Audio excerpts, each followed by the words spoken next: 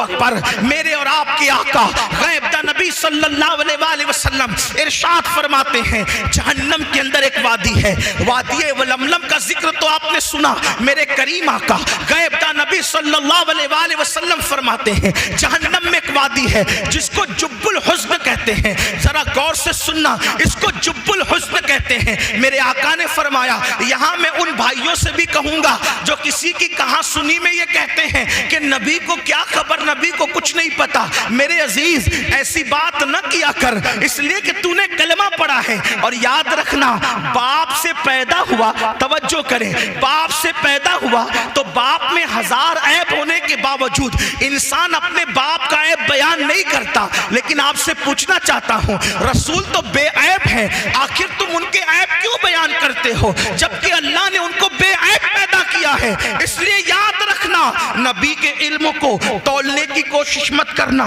نبی کی ذات کو ناپنے کی کوشش نہ کرنا، نبی کی ذات کو گننے کی کوشش نہ کرنا۔ وہ ذات ایسی ذات ہے جنہوں نے انہیں دیکھا ہے، دیکھنے والے کہتے ہیں، دیکھنے والے کہتے ہیں حسان بن ثابت کی شکل میں وَأَحْسَنُ مِنْكَ لَمْ تَرَ قَطُّ عَيْنِي وَأَجْمَلُ مِنْكَ لَمْ تَلِدِ النِّسَاءُ خُلِقْتَ مُبَرَّأً مِنْ كُلِّ عَيْبٍ كَأَنَّكَ قَدْ خُلِقْتَ كَمَا تَشَاءُ۔ حسان کہتے ہیں یا رسول اللہ آپ جیسا حسن والا میری آنکھوں نے نہیں دیکھا، یا رسول اللہ آپ جیسا خوبصورت میری آنکھوں نے نہیں دیکھا، اور میری آنکھیں کیا دیکھتی، آپ جیسا حسن والا کسی ماں نے پیدا ہی نہیں کیا۔ اور حسان کہتے ہیں یا رسول اللہ جیسا آپ بننا چاہتے تھے گویا اللہ نے آپ کو آپ کی مرضی کے مطابق پیدا کیا ہے۔ نعرہ تکبیر، نعرہ رسالت۔ اللہ کے رسول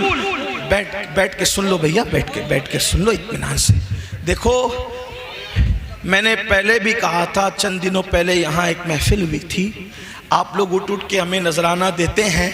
میں غرور اور گھمنڈ کی وجہ سے منع نہیں کرتا، مگر میں ایک بات آپ سے کہتا ہوں توجہ کریں سب۔ حدیث پاک کا مفہوم ہے کہ اگر کوئی کسی کو نذر دے، ہدیہ دے، اگرچہ کھجوری دے، اس کو چاہیے کہ وہ قبول کر لے، منع نہ کرے، کیونکہ اگر کوئی ہدیہ دے اور کوئی انکار کرے گھمنڈ کی، غرور کی وجہ سے، تو فرمایا گیا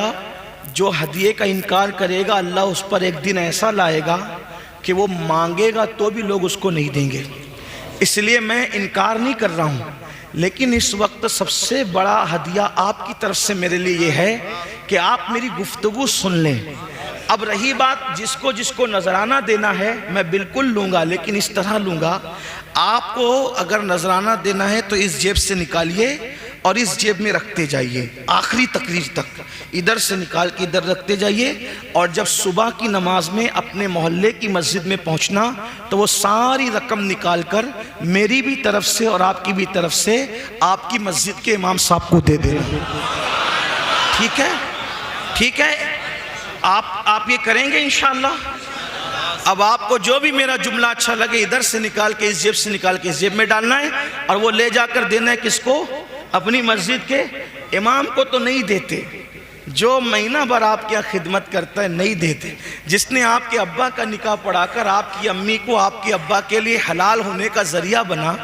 جس نے آپ کی کان میں اذان پڑھی اور مرنے کے بعد جو آپ کا جنازہ ہی پڑے گا اس امام کا خیال نہیں کرتے، اور برسوں میں ہم لوگ ایک مرتبہ آتے ہیں، ہم سے بہت پیار کرتے ہو اچھی بات ہے، اللہ آپ کو جزا دے، ہم یہ نہیں کہتے کہ ہم سے پیار نہ کرو، بالکل کرو، لیکن ہم سے زیادہ پیار کا حقدار آپ کی مسجد کا امام ہے، ہم سے زیادہ نذرانے کا حقدار آپ کی مسجد کا امام ہے، ہم سے زیادہ دعوتوں کا حقدار آپ کی مسجد کا امام ہے۔ ہمارے لیے تو اللہ نے بہت دروازے کھول رکھے ہیں، لیکن مسجد کے امام کے لیے محلے والوں کے سوا کوئی اور نہیں ہوتا، اللہ رسول کا کرم ہے، ہمارے لیے اللہ نے بہت دروازے کھول رکھے ہیں، اللہ کا شکر ہے، اور اس سے ہم نعمتوں کے زوال سے اللہ کی پناہ مانگتے ہیں۔ لیکن آپ کو آج یہ کرنا ہے، مگر میں جانتا ہوں تم نہیں کرو گے، یہ بھی کہتا ہوں نہیں کرو گے، کیونکہ یہاں سب ایسے نہیں ہوتے، کیونکہ یہاں آپ ویڈیو میں نظر آؤ گے کہ بڑا سخی تھا، امین القادری کو بار بار کچھ دے رہا تھا، لیکن وہاں تو اللہ کے سوا کسی نے دیکھنا نہیں ہے۔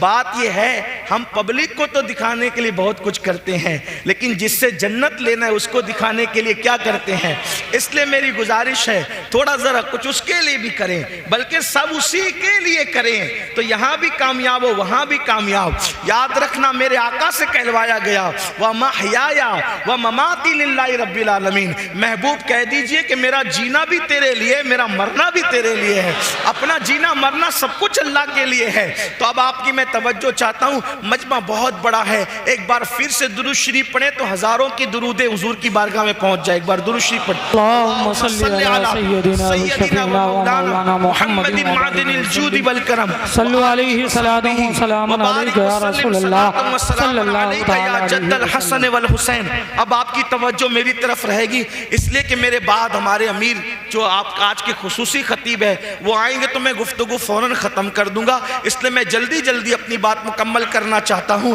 دیے گئے عناوین کو، دیے گئے مضامین کو جلدی سے پورا کرنے کی سعادت حاصل کرنا چاہتا ہوں۔ تو میں عرض کیا کر رہا تھا، اللہ کے حبیب غیب دا نبی صلی اللہ علیہ وآلہ وسلم جن کو اللہ نے اللہ اکبر جتنا چاہا علم عطا کیا، علم ما کنا وما یکون عطا کیا، انہیں غیب کی خبریں عطا کی، اللہ رب العزت نے انہیں جنت کی خبریں عطا کی، اللہ نے انہیں جہنم کی خبریں عطا کی، انہوں نے جہنم کو دیکھا بھی ہے، جہنم کا مشاہدہ بھی کیا ہے، جنت کی سیر بھی کئی مرتبہ کی ہے، اللہ اکبر۔ تو میرے آقا اور آپ کے آقا سچے نبی صلی اللہ علیہ وآلہ وسلم فرماتے ہیں جہنم میں ایک وادی ہے، اس وادی کو جب الحزن کہتے ہیں۔ یہ جب الحزن کیا ہے؟ جب کا مطلب ہوتا ہے کنواں اور حزن کا مطلب ہوتا ہے غم، یعنی جہنم کے اندر ایک کنواں ہے جس کو غم کا کنواں کہتے ہیں۔ اور وہ غم کا کنواں کیا ہے میرے بھائیوں؟ میں کوئی کہانی قصہ آپ کے سامنے نہیں بلکہ اپنے نبی کا فرمان پڑھ رہا ہوں، جس کو فقیہ ابو اللیث سمرقندی نے لکھا،